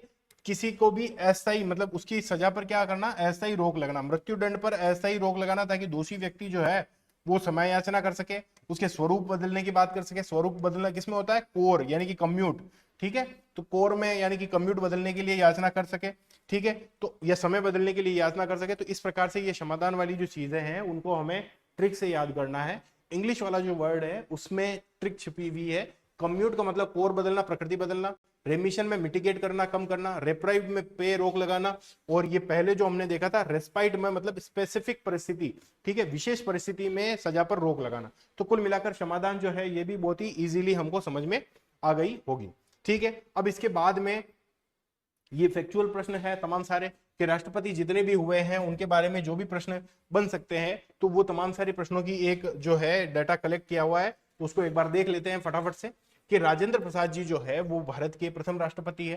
हालांकि ये स्वतंत्रता से पहले ही जो है वो राष्ट्रपति मनोनीत भी हुए थे, ठीक है। स्वतंत्रता से पहले क्या, संविधान लागू होने से पहले ही मनोनीत भी हुए थे, परंतु संविधान लागू होने के बाद में ये 2 बार निर्वाचित हुए हैं, 2 बार राष्ट्रपति निर्वाचित हुए हैं। इसके अतिरिक्त इनकी जो समय अवधि है वो 26 जनवरी 1950 से 13 मई 1962 तक, यानी कि लगभग 12 वर्ष तक ये राष्ट्रपति रहे हैं। यानी कि जो सर्वाधिक अवधि तक जो है ये राष्ट्रपति रहे हैं, ठीक है। तो ये जो है वो सर्वाधिक अवधि तक राष्ट्रपति रहे हैं, पहली बात, ठीक है। इसके अतिरिक्त इनको 1962 में यानी कि इनके रिटायर होने के बाद में भारत रत्न भी दिया गया था, और अब तक भारत के 6 राष्ट्रपतियों को भारत रत्न दिया जा चुका है, जो अभी अपन देखेंगे, ठीक है। ये संविधान सभा के अध्यक्ष भी थे आपके।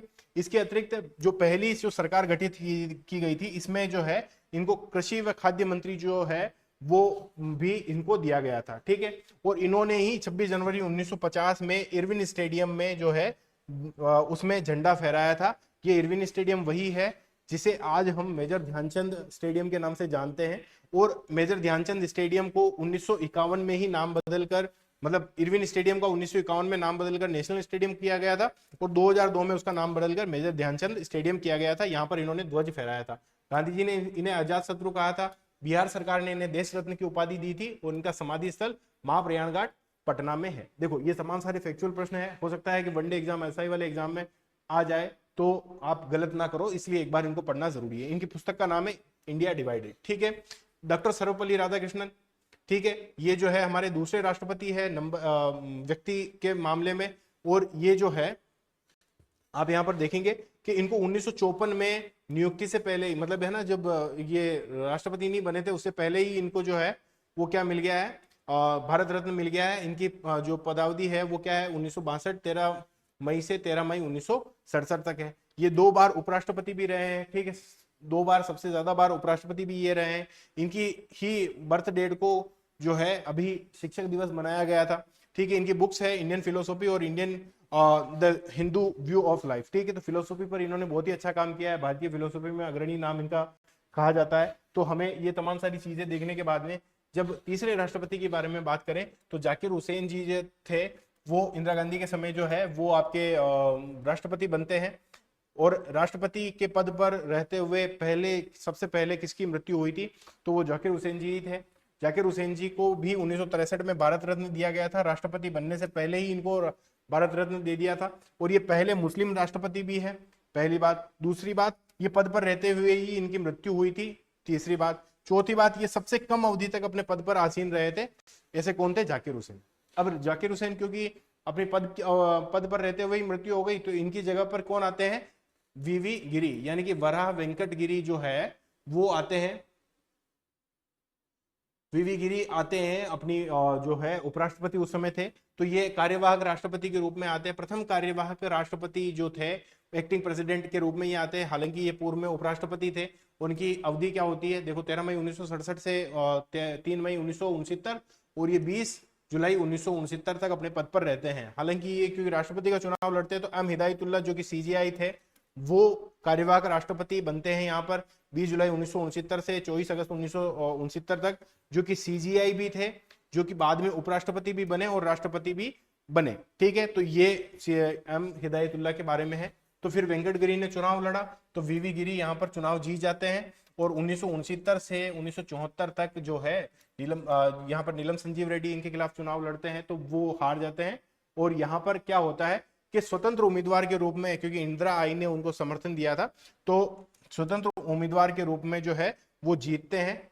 हालांकि उनको जो चुनाव में जो जीत मिली थी वो दूसरे चक्र की गणना, जो कल हमने एकल संक्रमणीय मत पद्धति पढ़ा था, तो नीलम संजीव रेड्डी को कांग्रेस का समर्थन था, इनको जो है निर्दलीय रूप से जो है कांग्रेस की इंदिरा गांधी जो है उनका समर्थन था। तो ये किस प्रकार से चुनाव जीत जाते हैं। और दूसरे चक्र की गणना में निर्वाचित होने वाले एकमात्र राष्ट्रपति कौन थे, तो वो आपके वीवी गिरी ही थे। इनको भी 1975 में आपके भारत रत्न मिल जाता है। ठीक है, फखरुद्दीन अली अहमद, ये भी जो है पद पर रहते हुए इनकी भी मृत्यु हो गई थी। ठीक है, 24 अगस्त 1974 से 11 फरवरी 1977 तक पद पर रहते हुए इनकी मृत्यु हो गई थी। और इन्होंने ही सर्वाधिक अध्यादेश जारी किए थे, क्योंकि इन्हीं के समय जो है आप देखोगे कि आपातकाल लगा है। 25 जून 1975 को आपातकाल की घोषणा इन्होंने ही की थी। और क्योंकि इनके भी पद पर रहते हुए मृत्यु हो जाती है, तो कार्यवाहक के रूप में बीडी जत्ती आते हैं 11 फरवरी 1977 से 24 जुलाई 1977 तक, जो कि पूर्व में उपराष्ट्रपति भी थे। ठीक है, इसके बाद में नीलम संजीव रेड्डी आते हैं। नीलम संजीव रेड्डी वही है जो कि 1969 में जो है वो चुनाव हार गए थे। ठीक है, 1969 में जो वीवी गिरी थे उनसे चुनाव हार गए थे। नीलम संजीव रेड्डी 25 जुलाई, अब यहां से जो है ये तारीख फिक्स हो जाती है कि 25 जुलाई जो है वही तारीख रहेगी।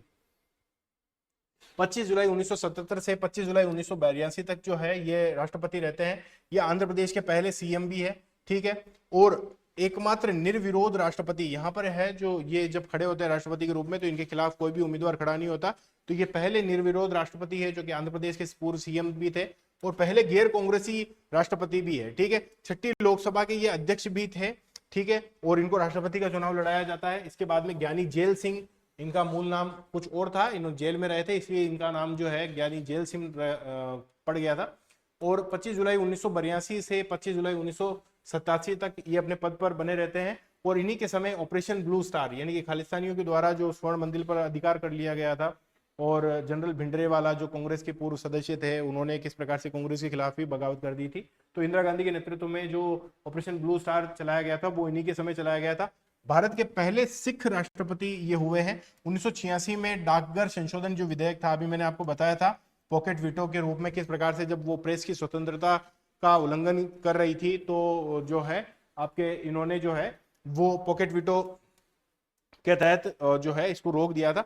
एकता स्थल दिल्ली में इनका समाधि स्थल है। ठीक है, इसके बाद में रामास्वामी वेंकट रमन जो है वो 25 जुलाई 1987 से 25 जुलाई 1992 तक ये भी पूर्व उपराष्ट्रपति रहे हैं। हालांकि रामास्वामी वेंकट रमन जो है, यानी कि आर वेंकट रमन जो है, वो सर्वाधिक आयु में राष्ट्रपति रहे हैं। शंकर दयाल शर्मा जो है वो 92 से 97 तक, और ये जो है ये भी पूर्व राष्ट्रपति रहे थे। ये 4 प्रधानमंत्रियों के साथ में काम करने के लिए जाने जाते हैं। के आर नारायणन जो है वो प्रथम दलित राष्ट्रपति थे, और स्वतंत्रता आंदोलन के दौरान, मतलब ठीक है, ये जो है वो क्योंकि 1947 इन्हीं के समय पड़ रहा है, 1947 से स्वर्ण जयंती, इसलिए स्वर्ण जयंती के समय जो है आपके राष्ट्रपति थे। अबुल पाकिर जलालुद्दीन, मतलब ये एपीजे अब्दुल कलाम है, 2002 से 2007 25 जुलाई तक। ठीक है, 1997 में ही इनको भारत रत्न मिल गया था। उनको मिसाइल मैन ऑफ इंडिया भी कहते हैं। ठीक है, जो इंडिया की जो IGMP जो प्रोग्राम है वो इन्हीं के नेतृत्व में चलाया गया था इंदिरा गांधी के समय। ऑपरेशन जो अपने स्माइलिंग बुद्धा और ऑपरेशन शक्ति जो है वो भी इन्हीं के समय की गई थी। पोखरण राजस्थान में परमाणु परीक्षण जो हुआ था। ठीक है, ये तमाम सारे फैक्चुअल प्रश्न है, ये आपको तैयार करने पड़ेंगे। ठीक है, ये तमाम सारी जो है आपके जो है एपीजे अब्दुल कलाम की बुक्स है, तो इनको भी आप देख सकते हैं। प्रतिभा देवी सिंह पाटिल के बारे में अगर हम देखना चाहें तो 2007 से 2012 तक ये रहे हैं। पहली महिला राष्ट्रपति रही है, राजस्थान की पहली महिला राज्यपाल। प्रणब मुखर्जी के बारे में 2012 से 17 तक भारत रत्न 2019 में मिला, ये इनकी बुक का नाम। रामनाथ कोविंद जो है द्वितीय दलित राष्ट्रपति हुए हैं। ठीक है, इसके बाद में द्रौपदी मुर्मू आ जाते हैं। वो पहली आदिवासी राष्ट्रपति रही है, द्वितीय महिला राष्ट्रपति है। संथाल जाति, ओडिशा के मयूरभंज जिले के बोदापोसी गांव में इनका जन्म हुआ था।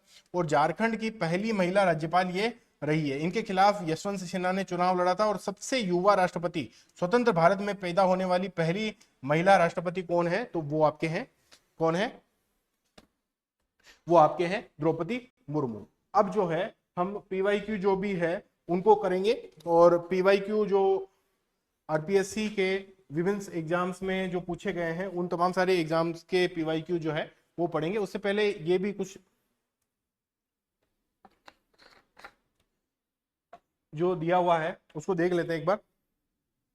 देखो इनके प्रमुख प्रतिद्वंदी ये आपके एम लक्ष्मीकांत में दिया हुआ है, वहीं से स्क्रीन मतलब है ना जो फोटो खींच के लगाई हुई है। तो आपको देखना है यहाँ पर कि सबसे कड़ी चुनौती यहाँ पर आप देखोगे अन संजीव रेड्डी जो है, नीलम संजीव रेड्डी, उनको 48.5% मत मिले थे, इसीलिए द्वितीय चरण की मतगणना यहाँ पर हुई थी। इसके अलावा हम और भी कई सारी चीजें देख सकते हैं, जैसे कि आप देखोगे कि सबसे ज्यादा मत किसको मिले हैं, तो ऑब्वियस सी बात है निर्विरोध तो एन संजीव रेड्डी ही लड़े थे, तो इनको जो है सबसे ज्यादा मत मिले होंगे। परंतु के आर नारायणन को 94.97% मत मिले थे, टीएन शेषन को तो 5.07% मत ही मिले थे। ठीक है, इसके अलावा ये तमाम सारे जो भी तथ्य है यहाँ पर हमें देखने चाहिए कि किसके खिलाफ कौन लड़ा था। ठीक है, रामनाथ कोविंद के खिलाफ Meira Kumar, PS Sangma, BS Shekhawat, Lakshmi Sahgal, TN Seshan, इन सब ने किस किस के खिलाफ चुनाव लड़ा था। तो ये तमाम सारे तथ्यों की बात हम कर सकते हैं। अब हम क्योंकि समय ज्यादा हो गया इसलिए फटाफट से पीवाईक्यू पर स्विच करते हैं। हो सकता है कि पीवाईक्यू की वजह से क्लास थोड़ी सी लंबी हो जाए, तो वो आपको देखना है कि आपका फायदा जो है वो किस में है।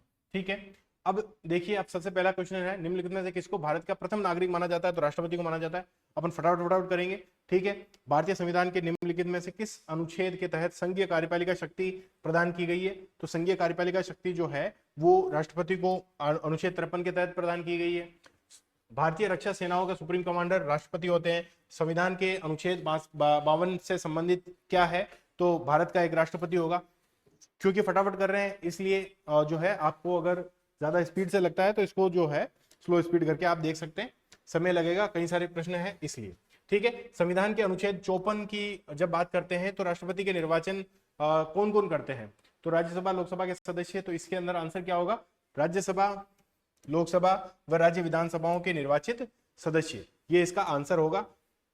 ऊपर वाले क्यों नहीं होंगे, क्योंकि यहां पर राज्य विधानसभा के निर्वाचित सदस्य नहीं है और यहां पर जो है वो निर्वाचित सदस्यों वाला शब्द नहीं है, वो मनोनीत और निर्वाचित दोनों के दोनों ही सदस्य आ जा रहे हैं केवल सदस्य लिख देने से। ठीक है, इसके अंदर आंसर ये होगा।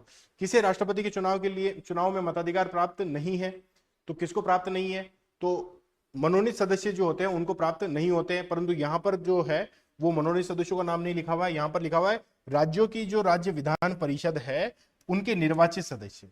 राज्यों की विधान परिषद जो होती है उनके निर्वाचित या मनोनीत सदस्य कोई भी जो है राष्ट्रपति के चुनाव में भाग नहीं लेते, तो इसके अंदर आंसर ये होगा।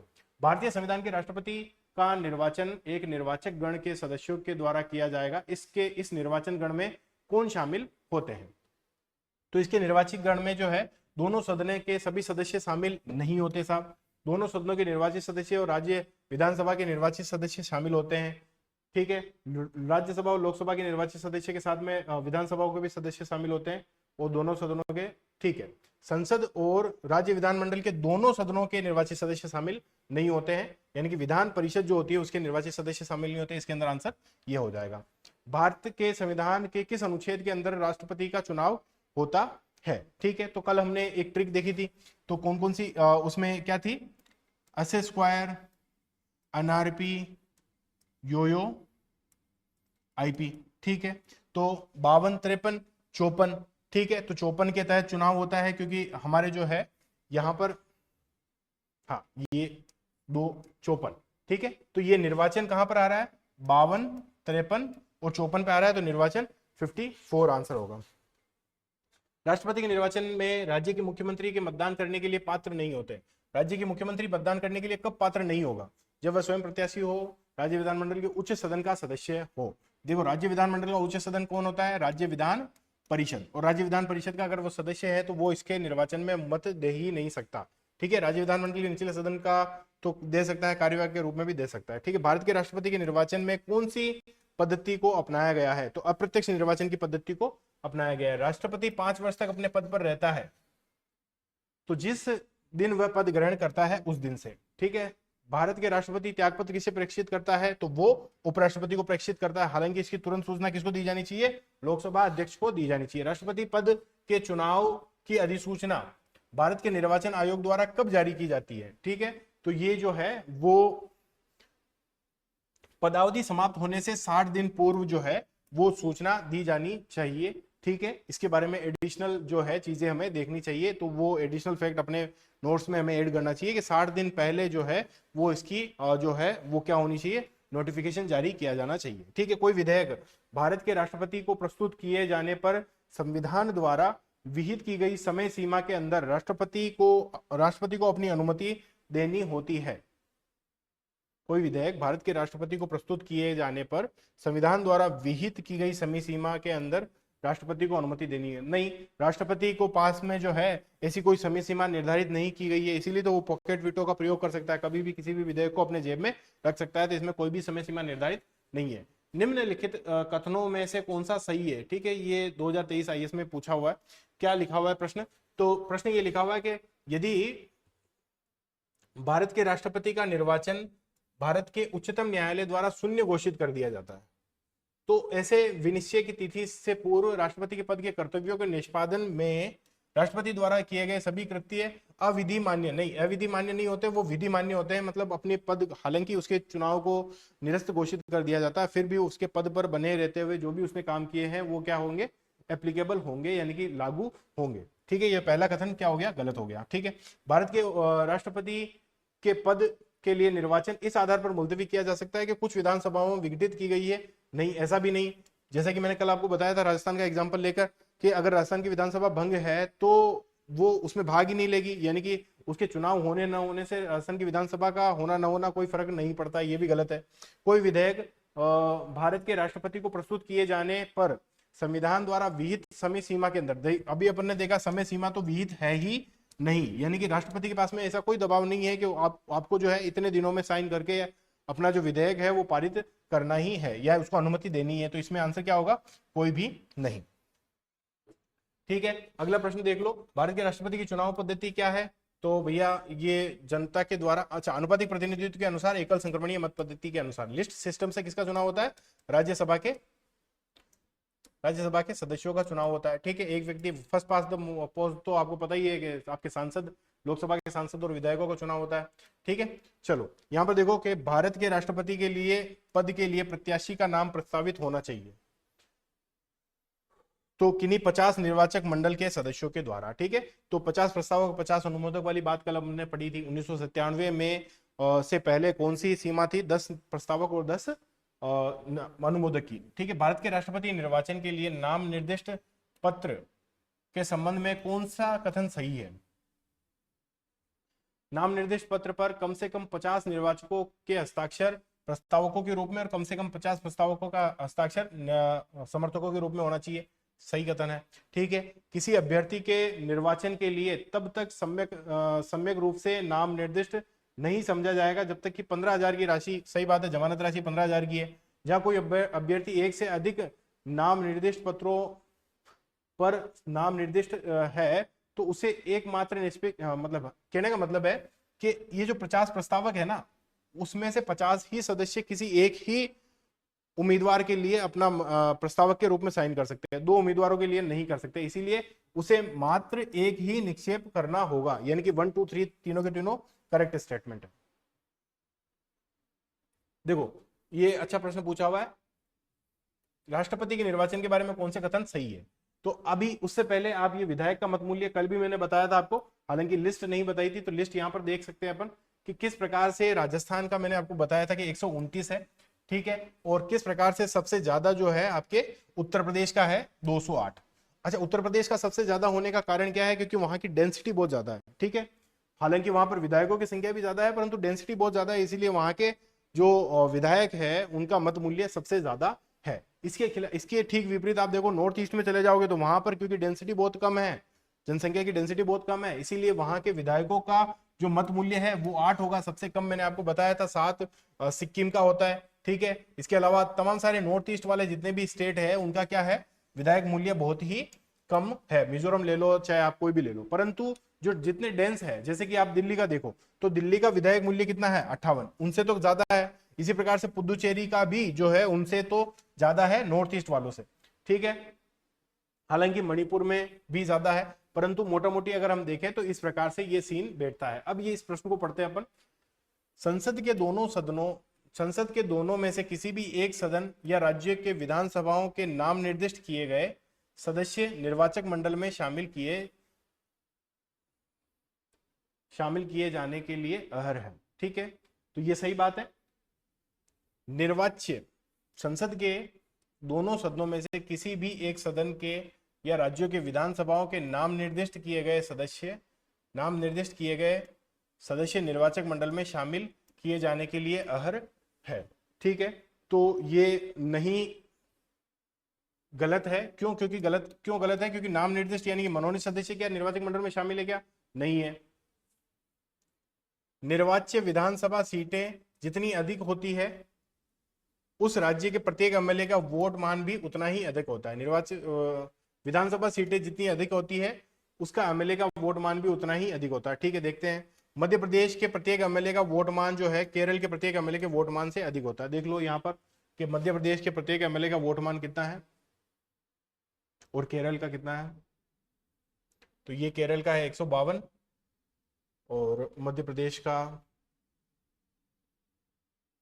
131, यानी कि 152 डेंसिटी केरल में ज्यादा है, इसीलिए केरल में जो है वो 152 मत मूल्य है। तो मध्य प्रदेश के एमएलए का वोटमान केरल के वोटमान से अधिक है, तो ये सेंटेंस गलत हो गया। पुदुचेरी के प्रत्येक एमएलए का वोटमान अरुणाचल प्रदेश के प्रत्येक एमएलए के वोटमान से अधिक है, ये सही बात है, क्योंकि अरुणाचल प्रदेश की तुलना में पुदुचेरी की कुल जनसंख्या निर्वाचित सीटों की कुल संख्या के अनुपात से अधिक है। तो ये वाला स्टेटमेंट सही है। अब यहां पर देखें तो इस वाले स्टेटमेंट को एक बार वापस देख लेते हैं। संसद के दोनों में से किसी भी एक सदन या राज्य की विधानसभाओं में नाम निर्दिष्ट किए गए सदस्य निर्वाचक मंडल में शामिल किए जाने के लिए अहर हैं। सदन या राज्यों की विधानसभाओं में नाम निर्दिष्ट किए गए सदस्य निर्वाचक मंडल में शामिल किए जाने के लिए अहर हैं। देखो, नाम निर्दिष्ट सदस्य तो नहीं होना चाहिए, क्योंकि नाम निर्दिष्ट सदस्य कैसे होगा, तो इसके अंदर आंसर होगा कि केवल एक ही स्टेटमेंट सही है। ठीक है, फिर भी इसको और करेक्ट मतलब है ना, और एक बार मैं रेटिफाई कर लूंगा कि क्या अपन ने सही पढ़ा। ठीक है, आगे देखते हैं। संविधान के अनुसार राष्ट्रपति के द्वारा दिए गए त्यागपत्र की सूचना उपराष्ट्रपति के बाद में तुरंत किसको दी जानी चाहिए? तो वो आपके लोकसभा स्पीकर को दी जानी चाहिए। भारत के राष्ट्रपति के संबंध में त्रुटिपूर्ण कथन कौन सा है? कि कार्यकाल 5 वर्ष का होता है साहब, उत्तराधिकारी के पद ग्रहण करने तक राष्ट्रपति अपना पद धारण करेगा, सही बात है। राष्ट्रपति इस पद पर पुनर्निर्वाचन के लिए पात्र है, यह भी सही बात है। राष्ट्रपति अपना त्यागपत्र मुख्य न्यायमूर्ति को देता है, नहीं, किसको देता है? किसको देता है? उपराष्ट्रपति को देता है। ठीक है, राष्ट्रपति पदावधि के संबंध में निम्नलिखित से कौन सा कथन सही नहीं है? तो आप यहाँ पे देखो कौन सा कथन सही नहीं है। राष्ट्रपति मुख्य न्यायाधीश को संबोधित करके अपना हस्ताक्षर लेख सहित अपना त्यागपत्र दे सकता है, टोटली रॉन्ग। ठीक है, तो सही नहीं है, आंसर यही निकल के आ गया, यही सही नहीं है। बाकी तो अतिक्रमण से बचने के लिए राष्ट्रपति को जो है 61 के तहत जो है वो रीति से महाभियोग चलाया जा सकता है, सही बात है। ठीक है, राष्ट्रपति अपने पद की अवधि समाप्त हो जाने पर भी तब तक पद धारण करेगा जब तक कि उसका उत्तराधिकारी पद ग्रहण नहीं कर लेता, सही बात है। राष्ट्रपति अपने पद धारण करने की तारीख से 5 वर्ष की अवधि तक पद धारण करेगा, यह भी सही बात है, यानी कि पहला ही आंसर इसका होगा। अगला क्वेश्चन देखते हैं। भारत के राष्ट्रपति दूसरे कार्यकाल के लिए निर्वाचित नहीं किए जा सकते भैया। ठीक है, तो ये पहला जो है ये क्या होगा? रोंग होगा। अच्छा, ये पूछ रहा होगा, सत्य पूछ रहा होगा, केवल 2 कार्यकाल तक ही निर्वाचित नहीं किए, केवल 2 कार्यकाल के लिए निर्वाचित नहीं किए जा सकते, कितने भी कार्यकाल के लिए पुनर्निर्वाचित किए जा सकते हैं? इसका आंसर 3 होगा। ठीक है, भारत के राष्ट्रपति निर्वाचन हेतु एक व्यक्ति भारत का नागरिक होना चाहिए, 35 वर्ष की आयु होनी चाहिए, राज्यसभा के सदस्य नहीं। राज्यसभा का सदस्य वाली बात तो वो उपराष्ट्रपति के लिए आती है, इसके लिए किसके सदस्य की बात आती है? इसके लिए लोकसभा के सदस्य की बात आती है। लोकसभा के सदस्य के निर्वाचन के लिए योग्य होना चाहिए। ठीक है, तो 1, 2 और 4 3 नंबर का आंसर होगा। ठीक है, आगे देख लेते हैं। निम्नलिखित में से कौन सा राष्ट्रपति पद के लिए शर्तें हैं? तो भारत का नागरिक होना चाहिए, 35 वर्ष की आयु होना चाहिए, वह अन्य कोई भी लाभ के पद पर धारण नहीं कर सकता, सही बात है। अच्छा, एक मिनट, पद के लिए पद शर्तें पूछ रहा है, ना कि योग्यता पूछ रहा है। ठीक है, तो प्रश्न को बहुत ही सही धीरे धीरे और अच्छे से पढ़ना बहुत जरूरी है। पद शर्तें पूछ रहा है, ये तो योग्यता होती है, ये भी इसकी योग्यता होती है। ठीक है, वह कोई भी लाभ का पद धारण नहीं करेगा, ये सही बात है। वह बिना किराए दिए अपने शासकीय निवासों का उपयोग करने का हकदार होगा। 3 और 4 इसके अंदर आंसर होगा, क्योंकि ये दोनों की दोनों क्या है? योग्यता है, जबकि ये पद शर्तें। जब अपने यो पढ़ा था तो ये पद शर्तें की बात यहाँ पर की गई थी, और यहाँ पर योग्यता की बात, और यहाँ पर जो है आपके पुनः पात्रता की बात की गई थी। भारत के संविधान में निम्नलिखित में से किस अनुच्छेद में यह उल्लिखित है कि राष्ट्रपति अन्य कोई लाभ के पद पर धारण नहीं करेगा? ठीक है, राष्ट्रपति अन्य कोई लाभ का पद धारण नहीं करेगा, यानी कि यही पद शर्तों वाली बात है। और इसमें 54 जो आर्टिकल है, 54(2) के अंदर यह बात कही गई थी। जब देखो मैं आपको निकाल के बता ही देता हूं। जब हमने आर्टिकल 54 पढ़ा था, तब 54 में दूसरे नंबर पर यह बात लिखी गई थी। तो कई बार क्या होता है कि थोड़ा सा डिटेल में तैयारी करना बहुत ही जरूरी होता है, क्योंकि पता नहीं कि एग्जामिनर जो है वो किस से प्रश्न पूछ। अच्छा 54 क्या 59, आर्टिकल नंबर 59 में ये बात पढ़ी थी अपन ने। आर्टिकल नंबर 59 में दूसरे नंबर पे लिखा हुआ है कि लाभ का पद धारण नहीं करेगा। ठीक है, तो यहां पर जो है वो पहले नंबर पे क्या है कि वो किसी भी सदन का सदस्य नहीं होगा तारीख ग्रहण करने की तारीख से। दूसरी सूची की बात यहां पर की गई थी, भत्ते व लब्धियों में कोई भी कटौती नहीं की जा सकती है, 59(4) में लिखा गया था। ठीक है, एक बार वापस उसी स्लाइड पे पहुंचते हैं।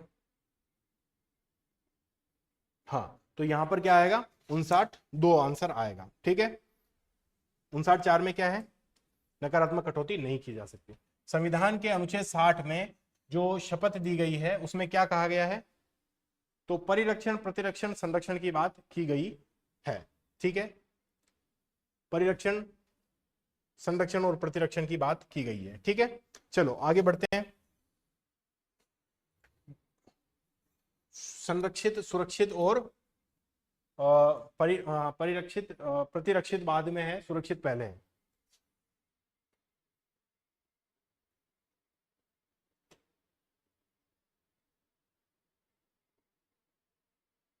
ठीक है,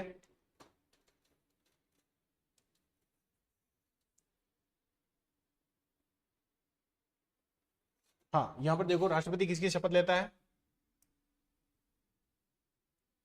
संविधान और कानून को संरक्षित, सुरक्षित और प्रतिरक्षित करने की शपथ लेता है। संविधान के अनुच्छेद 61 में राष्ट्रपति के विरुद्ध महाभियोग संकल्प लाया जा सकता है जब उसके द्वारा संविधान का उल्लंघन किया गया हो। राष्ट्रपति के शपथ में संवैधानिक प्रारूप में रिक्त पूर्ति के स्थान पर सही विकल्प का चयन किया। मतलब ये जो शपथ मैंने बताई थी, मैं अमुक ईश्वर की शपथ लेता हूँ, सत्यनिष्ठा से प्रतिज्ञान करता हूँ कि मैं श्रद्धा पूर्वक अपने कर्तव्यों का, राष्ट्रपति के जो पद है उसके कर्तव्यों का कार्यपालन करूंगा, उसका संरक्षण, प्रतिरक्षण और परिरक्षण करूंगा, वो तमाम सारी बात। ठीक है, पद भार की शपथ किनके द्वारा दिलाई जाती है? तो इसकी शपथ जो है वो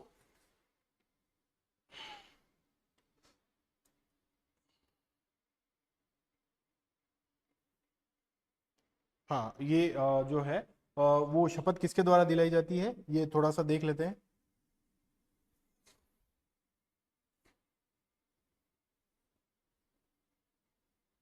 हाँ जो है उपराष्ट्रपति के द्वारा ही दिलाई जाती है। एक बार फिर से कंफर्म कर लेंगे। ठीक है, अगला प्रश्न देख लेते हैं कि भारतीय राष्ट्रपति के विरुद्ध, अच्छा वहां पर जो है वो मुख्य न्यायाधीश है, सॉरी, मुख्य न्यायाधीश के द्वारा शपथ दिलाई जाती है। ठीक है, अब यहाँ पे देखो भारत के राष्ट्रपति के विरुद्ध महाभियोग की कार्रवाई शुरुआत की जा सकती है, किसी भी सदन में की जा सकती है, दोनों में से किसी भी सदन में कार्रवाई स्टार्ट की जाती है। निर्वाचन के संबंध में विवाद का मामला कहाँ पर भेजा जाता है? सर्वोच्च न्यायालय में भेजा जाता है। भारतीय संविधान के किस अनुच्छेद में राष्ट्रपति पर महाभियोग चलाने की प्रक्रिया का प्रावधान है? तो महाभियोग की प्रक्रिया का प्रावधान 61 में है। ठीक है, परंतु जब हम दूसरी चीज की बात करेंगे तब महाभियोग का उल्लेख कहीं और भी है। भारतीय संविधान के किस अनुच्छेद में राष्ट्रपति को क्षमा प्रदान करने की शक्ति दी गई है? अभी अपन ने देखा 72 के अंदर ईवीपीवी में जो पी है वो क्या है? पार्डन, समाधान की शक्ति है। ठीक है, भारत के राष्ट्रपति के लिए महाभियोग की प्रक्रिया है। कैसी प्रक्रिया है? ये अर्ध न्यायिक प्रक्रिया है, क्योंकि यहाँ पर जो है वो संसद जो है वो न्याय का काम भी करती है। ठीक है, क्योंकि अर्ध न्यायिक प्रक्रिया है, क्योंकि वहां पर राष्ट्रपति भी उपस्थित होता है, इसीलिए इसको अर्ध न्यायिक प्रकृति का काम कहते हैं। ठीक है, जिसमें थोड़ा सा भी न्याय हो रहा होता है उसको जो है अर्ध न्यायिक प्रक्रिया कहते हैं। देखो ये रेप्राइव्ड कम्यूटेशन, रेस्पाइट और रेमिशन वाली शॉर्ट ट्रिक से अपन इसको देखते हैं कि रेप्राइव्ड का मतलब क्या होता है? पे अस्थायी तौर पर रोक लगाना। ठीक है, उसको विलंबित करना, दंड पर अस्थायी रूप से रोक लगाना, सही है। लघुकरण कम्यूटेशन यानी कि कोर बदलना, बड़े दंड को छोटे दंड में परिवर्तित करना। ठीक है, विराम, रेस्पाइट स्पेसिफिक परिस्थितियों में। ठीक है, वास्तव में दी गई सजा को कम, वास्तव में दी गई सजा को कम करना। ठीक है भैया। रेमिशन मतलब मिटिगेट होता है, जबकि यहाँ पर प्रकृति में परिवर्तन की बात कर रहा है, तो प्रकृति में परिवर्तन तो किसमें होता है, कोर में होता है, तो ये सीधा सीधा गलत हो जाएगा, यानी कि इसका आंसर तो होगा ये। ठीक है, यानी कि जो है हमें उस ट्रिक के द्वारा थोड़ा सा सावधानी से अगर देखेंगे तो चीजें मिल जाएगी कि मिटिगेट करना मतलब तो अवधि कम करना होता है, यहाँ पर ये थोड़ा होता है। ठीक है, कम्यूटेशन बड़े दंड को छोटे दंड, जैसे मृत्यु दंड को कारावास में बड़ा दंड छोटा दंड हो रहा है। अस्थायी तौर पर विलंबित करना या रोक लगाना रेप्राइव्ड हो गया। स्पेसिफिक वास्तव में दी गई सजा को कम किया जा रहा था अपंगता और गर्भावस्था की स्थिति में। कौन से अनुच्छेद में संशोधन करने के लिए कम से कम आधे राज्यों के विधानमंडलों के अनुसमर्थन की आवश्यकता होती है। कुल मिला के ये संघीय जितने भी मामले होते हैं उनके अंदर जरूरत होती है। किसके अंदर नहीं होती है, तो हम देखेंगे कार्यपालिका शक्ति जो विस्तार होता है उसके अंदर ऐसी जरूरत नहीं होती है। जबकि हम 53, 54 और 55 को देखना चाहे तो अस स्क्वायर एनआरपी की जब बात की जाती है तो स्वयं राष्ट्रपति और राष्ट्रपति की जो शक्ति है उसके अंदर अगर कोई परिवर्तन करना तो विधानमंडलों के अनुसमर्थन की आवश्यकता होगी। निर्वाचन मंडल में कोई परिवर्तन करना हो या निर्वाचन की रीति में कोई परिवर्तन करना हो तो विधानमंडलों के अनुमति की जरूरत होगी। राष्ट्रपति के महाभियोग की प्रक्रिया का भाग नहीं है। संविधान के अतिक्रमण करने के लिए महाभियोग लगाया जा सकता है, सही बात है। महाभियोग के लिए सब पानी की बोतल देना। महाभियोग के लिए संकल्प कम से कम 14 दिन की लिखित सूचना किए जाने के पश्चात प्रस्तावित किया जाना चाहिए, जो सदन की कुल सदस्य संख्या की कम से कम 1/4 सदस्यों पे हस्ताक्षर हो। ठीक है, तो ये सही बात है कि 1/4 सदस्य जो है वहां पर हस्ताक्षर किए हुए होने चाहिए।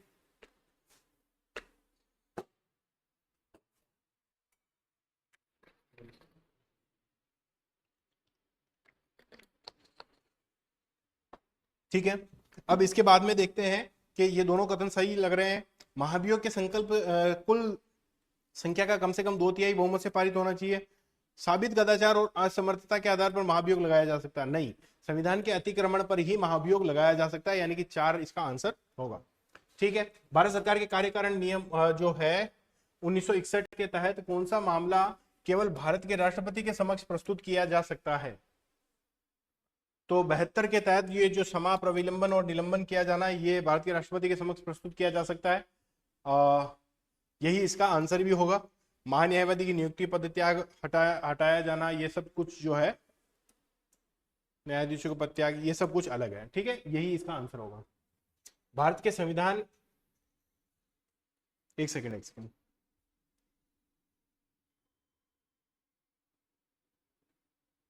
हाँ, इसका भी आंसर एक बार देख लेंगे कि इसका आंसर क्या हो सकता है। ठीक है, इसको रेटिफाई करेंगे। भारत के संविधान के अनुच्छेद 123 में वर्णित निम्नलिखित कथनों पर विचार कीजिए कि राष्ट्रपति संसद के विश्रांति काल में अध्यादेश प्रख्यापित करने की शक्ति होती है। ठीक है, सही बात है। अनुच्छेद के अधीन प्रख्यापित अध्यादेश का बल व प्रभाव वही होगा जो संसद के अधिनियम का होता है, ये भी सही बात है। ऐसा अध्यादेश राष्ट्रपति के किसी भी समय वापस लिया जा सकता है, किसकी सलाह पर, प्रधानमंत्री के नेतृत्व वाली मंत्रिपरिषद की सलाह पर, यानी कि यहाँ पर 1, 2, 3 तीनों के तीनों सही है। अध्यादेश जारी करने के लिए का अधिकार राष्ट्रपति का कौन सा अधिकार है, तो अध्यादेश जारी करने का अधिकार जो है वो विधायिका से संबंधित है, तो इसलिए विधायी अधिकार है।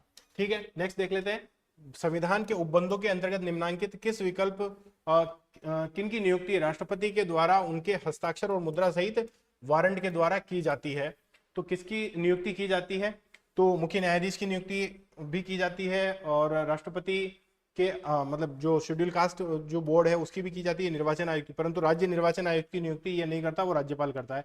तो ये 1, 2, 3 इसके अंदर आंसर होगा।